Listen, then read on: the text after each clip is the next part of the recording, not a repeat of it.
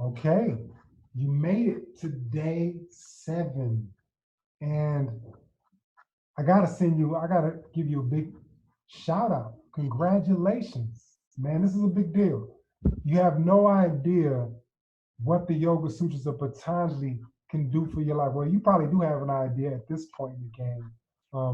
But I gotta give you a big, high five for taking the time to actually participate in this experience, to introduce yourself to the Yoga Sutras of Patanjali in a very authentic and experiential way. Okay, so the big thanks to you and a big high five to you at the same time. Congrats for making it this far, and hopefully you'll go further.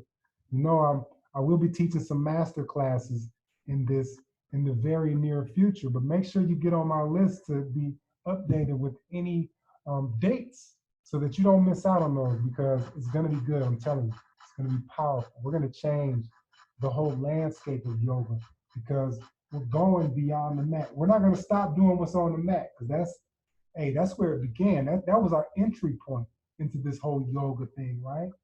But now it's time for us to use that as a platform or a springboard to go higher. And this is our first step into going higher than the mat. Okay? But we got to do it all, because I didn't cover that or cover this in this ChantBack challenge, but Kriya Yoga is action yoga. Like, what does yoga look like when we're actually doing it? In the second half of chapter 2, that's when we introduce Ashtanga Yoga, and that's when we really get into what does it look like in action. Okay, so this is foundational in terms of action, but then we get into some more other details of it. Okay, so stay tuned for that, and you definitely don't want to miss out on that. That's going to be big stuff. We hear about people who practice Ashtanga Yoga, and that was the Ashtanga Yoga that was developed by Patabi Joyce. But it's on a mat. Although he did teach the philosophy that you learn in Ashtanga Yoga in the second half of this chapter, he was really trying to be a proponent of that. So, but the whole chapter, man, if you got the whole chapter like we're going to do, we're going to take yoga to a whole other level, right? So are you ready? Let's do it. Anyway, on this video, I'm actually going to cover 2 sutras, Yoga Sutra 2.7 and Yoga Sutra 2.8, but I'm going to do them consecutively, one at a time, okay? So we'll do this one first. I'm going to chant it, the sutra that you see on the slide there, and just listen and look at the words. Sukhanushayi ragaha. That's it. Right, so these are very short also. So not only are they like, let me tell it, they're opposite ends of the same spectrum, or 2 sides to the same coin, or opposite sides of the same coin, because raga has to do with our uncontrolled desires. And we know that can wreak havoc in our life if we don't control our cravings. We can just get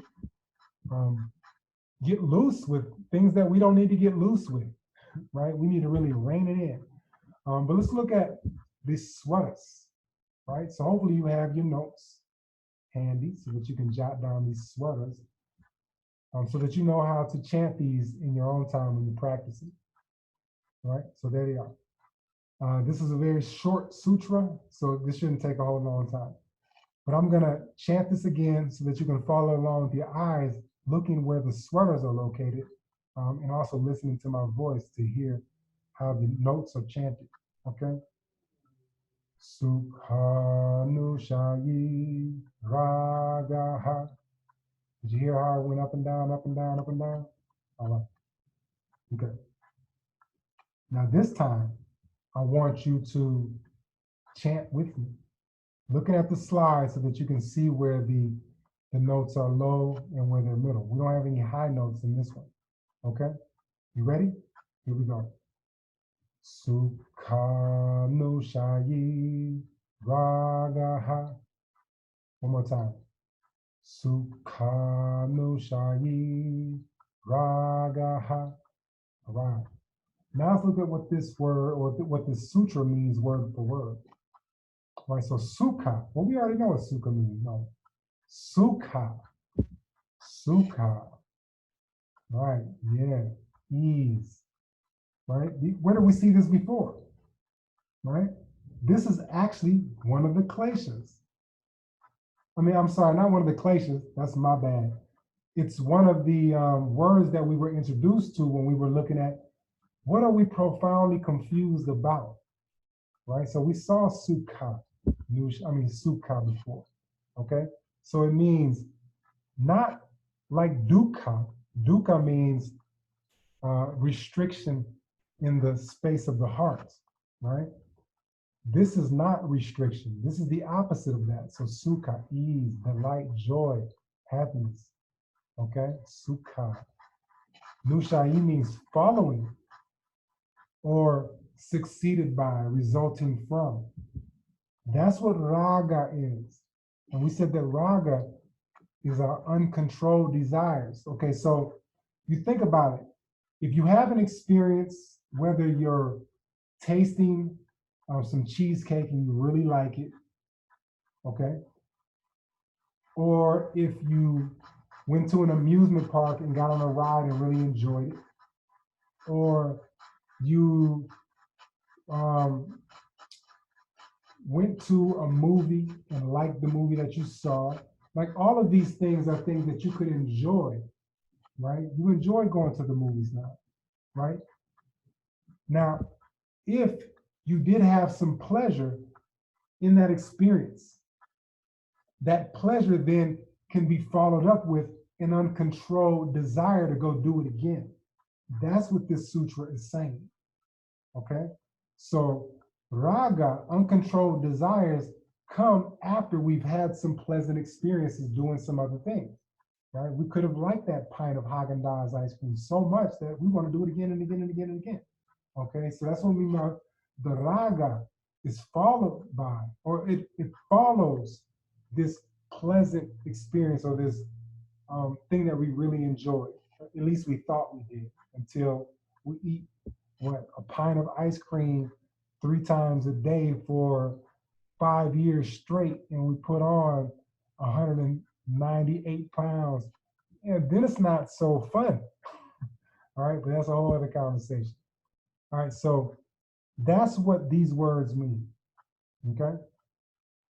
Well, what does the whole sutra mean? Plain and simple, straightforward. Like I said, these last 2 sutras that we're going to cover in this ChantBack challenge are really short and they're straight to the point, but this is how I worded it. It's going to be difficult to find a whole bunch of different ways to say this, but pleasure followed by desire is raga. But I should have said pleasure followed by uncontrolled, untamed desire, right? Desire that is just wild. You don't have any restrictions on it. You might just go loose with it, right? That's raga. Okay, so let's talk about the next one. So Yoga Sutra 2.8. Just look at the sutra on the slide and I'm going to chant it. Dukkhanushayi dveshaha. All right? Let me do it one more time. Dukkhanushayi dveshaha. All right. You still got your notebook out. That's a good thing. Go ahead and jot those sūtras down for your personal notes and practice convenience. And I'm going to chant it again so that you can follow along and listen to how my voice goes up and down, high pitch, low pitch, or no pitch, okay, based on where the sūtras are located. Dukkhanushayi dveshaha. One more time. Dukkhanushayi dveshaha. All right. Now, you want to try it with me? Let's do it. Dukkhanushayi dveshaha. One more time.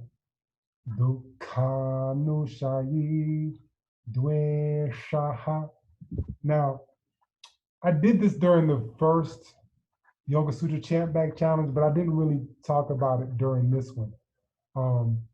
Hopefully you've had a chance to go back and participate in that one if you didn't participate in it already. But I went over how to pronounce a few things in the beginning because people were just coming into this Sanskrit language that's written in Devanagari, but we're talking about these little marks that we use in the transliteration, because we're not looking at the Devanagari. We're looking at the transliterated Roman script here. But when you look at the S with that comma over the top, that's pronounced like the regular SH sound that you're used to pronouncing in English, like the word fish, right? Or a sheet of paper, right? SH is SH.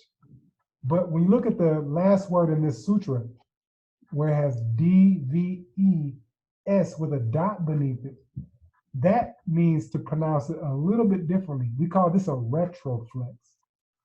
So you'll notice when I pronounce this dvesha, it's like the tongue is curled back toward the back of the mouth, but the tip of the tongue is touching the roof of the mouth toward the back, right? And it makes a different sound. With the regular SH sound, you hear sh, but with the retroflex SH, you hear the notice the difference. I'm going to do them back to back so you can hear the slight variation in the sounds. So we have can you hear that? Okay. So I don't know why I felt like saying something about that now. I should have said something about this a long time ago so that you don't practice doing something incorrectly.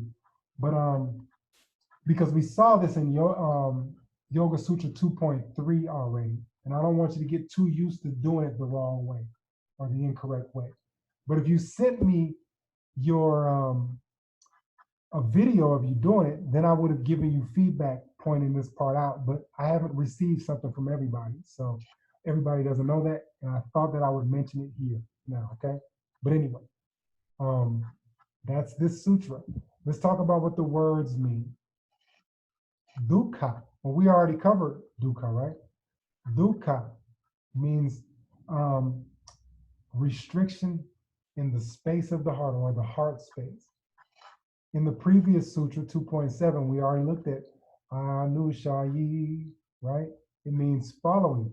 And then we have dvesha. Well, this is the things that we avoid, right? We don't want to do that because it hurt. Like if you were a child and you put your hand on a hot stove, you might not want to go near stoves anymore, right? You have an aversion towards stoves.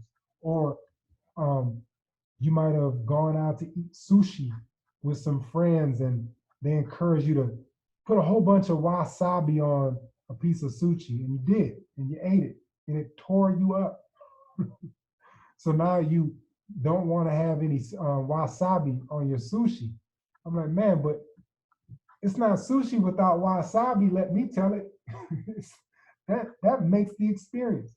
But people have an aversion to it now because of a negative experience. They had some dukkha, all right? So does that make sense?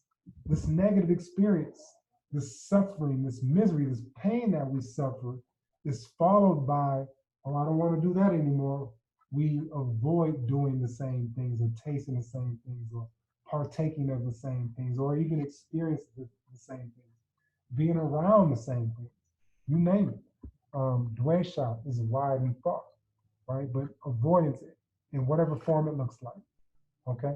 Now, how did I choose to interpret or write this sutra in my own words at the time that I did? Well, I said pain followed by avoidance is dvesha, okay? Now, you can get a little more detailed about this and you can say, you know what, unreasonable avoidance. Because pain is like life does have a way of causing us to suffer and have a little bit of pain because it's telling us you need to avoid that. But then there's this irrational avoidance, this unreasonable aversion towards something. And that's what we want to be very swadhyaya, right? We want to really reflect on that and make sure that we ain't going crazy with it We want to make sure that it's sound and it's rooted in reality and it's not based in a video. Okay, so that's these two sutras, 2.7 and 2.8. Make sure you go to your notebook and check out how the other authors explain these sutras, and think about how you would put this into your own words. There might not be a lot of variation or a lot of different ways to express these two sutras. No worries. I just want to make sure that you understand, right? And I hope you've had a fantastic and wonderful experience so far. Remember, sign up to be alerted or notified of any upcoming master classes if you're interested, because the Yoga Sutras are where it's at, right? The Yoga Sutras of Patanjali are where it's at. Again, let me tell it. And that's my story, and I'm sticking with it. But I love you. I hope everything is good. I hope this has been a fantastic experience for you. And I look forward to connecting with you again in the future. Until then, take great care of yourself as always. Peace.